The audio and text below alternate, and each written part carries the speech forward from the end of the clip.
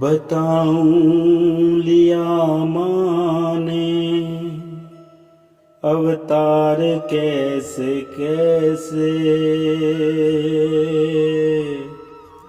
किया उसने असुरों का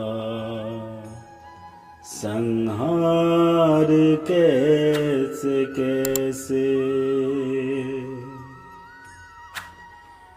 आज कहानी माँ की सुन ले वरना कल पछताएगा। नवदुर्गा को मानने वाला भवसागर तर जाएगा। जी हाँ दोस्तों, नमस्कार। आज कहानी माँ की सुन लो वरना कल पछताओगे। नवदुर्गा को मानने वाले भवसागर तर जाओगे। दोस्तों, कुछ ही दिनों में 5 से 7 दिनों के अंदर ही माँ नवरात्रि की पावन रात्रियाँ आप सभी का इंतज़ार कर रही हैं और आप सब भी माँ दुर्गा के उस चरणों का बेसब्री से इंतज़ार कर रहे हैं जो कि आपके घर में, आपके इस मंदिर में, आपके मन रूपी मंदिर में और दिल में विराजमान होने वाले हैं। दोस्तों, आज हम बात करेंगे इस वीडियो में माँ के 9 रूपों में से प्रथम रूप माँ शैलपुत्री। वैसे तो हम हमेशा माँ को कहते हैं कि हे मंगलमयी माँ, हम आए तेरे द्वार, आए तेरे द्वार, नमस्कार नमस्कार।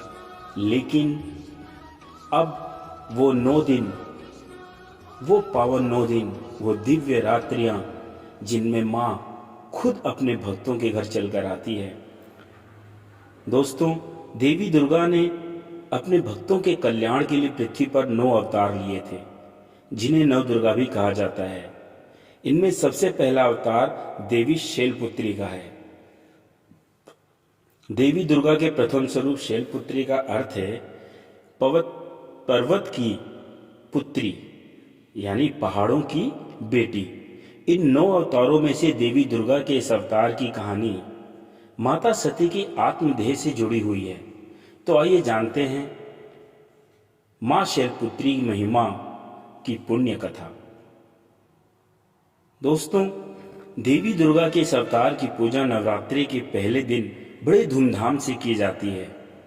देवी दुर्गा के प्रथम स्वरूप शैलपुत्री को शांति और सौभाग्य की देवी के रूप में माना जाता है। देवी शैलपुत्री का स्वरूप भी अत्यंत मनोरम है। देवी के बाएं हाथ में कमल का पुष्प सुसज्जित है, तो वहीं उन्होंने अपने दाहिने हाथ में त्रिशूल धारण किया हुआ है। देवी शैलपुत्री का वाहन वृषभ यानी बैल है, इसलिए उन्हें वृषारूढ़ा भी कहा जाता है। इनकी महिमा कथा का उल्लेख नवदुर्गा पुराण में भी मिलता है। पुराणों में निहित कथा के अनुसार प्रजापति दक्ष अपने दामाद यानी कि भगवान शिव के प्रति अत्यंत क्रोध और ईर्ष्या का भाव रखते थे।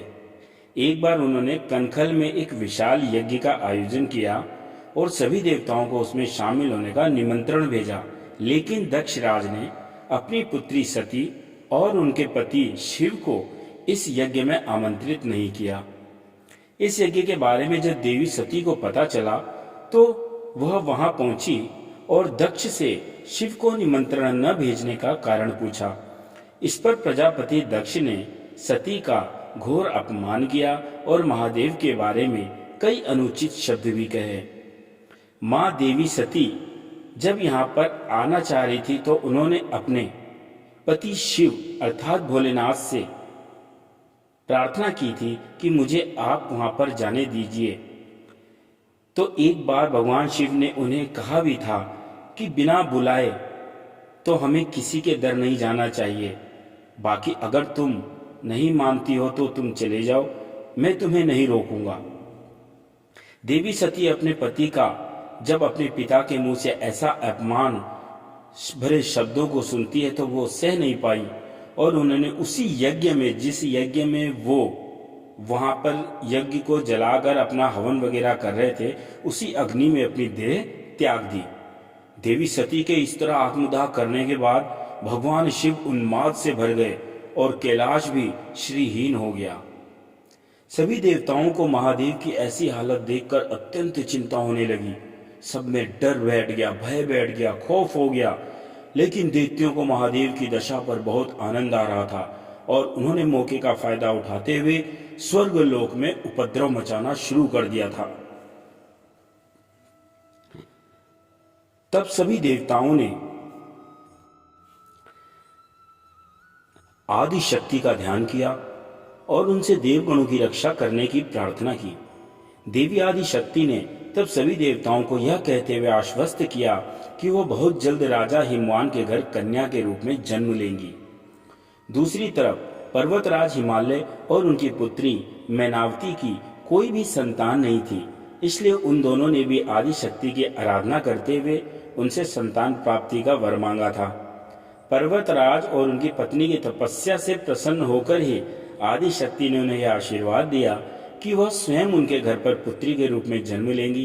कालांतर में जब देवी ने हिमालय के घर पुत्री रूप में जन्म लिया तो पर्वत की पुत्री होने के कारण ही उनका नाम पार्वती, शैलपुत्री और गिरिजा पड़ा।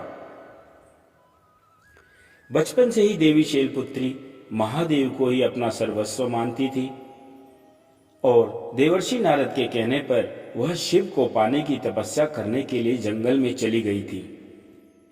एक जंगल में भूखे प्यासे रहकर उन्होंने कठोर तपस्या की। उस वक्त कोई भी देवी शैलपुत्री को उनकी तपस्या से विचलित नहीं कर पा रहा था। तब स्वयं देवताओं के कहने पर स्वयं महादेव ने उनके प्रेम की परीक्षा लेने के लिए सप्त ऋषियों को शैलपुत्री के पास भेजा। सप्त ऋषियों ने वहां जाकर महादेव के बारे में बहुत बुरा भला कहा कि वे तो अघोरी हैं, जटाधारी हैं इत्यादि हैं, लेकिन शैलपुत्री पर इन बातों का कोई प्रभाव नहीं पड़ा और वह अपनी तपस्या में लीन रही।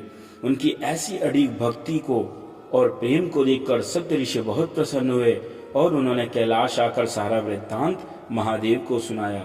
इसके बाद महादेव ने देवी को अपनी पत्नी के रूप में स्वीकार करने का निश्चय कर लिया और सप्त ऋषियों ने उनके विवाह का शुभ लग्न तय कर दिया। हिंदू धर्म में नवरात्रि के त्योहार का काफी महत्व होता है और इसे मुख्य रूप से साल में 2 बार मनाया जाता है। जो पहला नवरात्रा होता है चैत्र के महीने में और दूसरा अश्विन के महीने में मनाया जाता है। इस दौरान माता के भक्त उनके मंत्र का जाप करते हैं, उनकी आराधना करते हैं, माता का जागरण करवाते हैं और पूरी रात्र माँ के चरणों में आराधना करते हैं। देवी शैलपुत्री की आराधना पूजा के दौरान दुर्गा स्तोत्र, सप्तशती और चालीसा इत्यादि का पाठ करके भी किया जाता है। देवी शैलपुत्री की आराधना का वैसे मूल मंत्र है ओम देवी शैलपुत्रे नमः। एक बार रिपीट करता हूँ, ओम देवी शैलपुत्री नमः। अर्थात ओंकारमय दिव्य तेज की धारी माता शैलपुत्री को हम सभी भक्त अपने तीनों योग अर्थात मनोयोग, वचन योग और कर्म योग द्वारा शरीर से नमस्कार करते हैं। इस मंत्र की आराधना सभी भक्तों को मनोवांछित वर देने वाली है। ऐसी मान्यता है कि देवी शैलपुत्री को सफेद वस्तुएं अत्यंत प्रिय है, इसलिए उनकी पूजा में सफेद फूलों और सफेद मिठाइयों का भोग लगाया जाता है। खैर, मान्यता तो यहाँ तक भी है कि काशी में देवी शैलपुत्री का एक प्राचीन मंदिर स्थित है, जहाँ माता के दर्शन मात्र से भक्तों की सभी मन्नतें पूरी होती हैं और जो भी सच्चे मन से देवी की आराधना करता है उसे माता की कृपा से यश और कीर्ति की प्राप्ति होती है।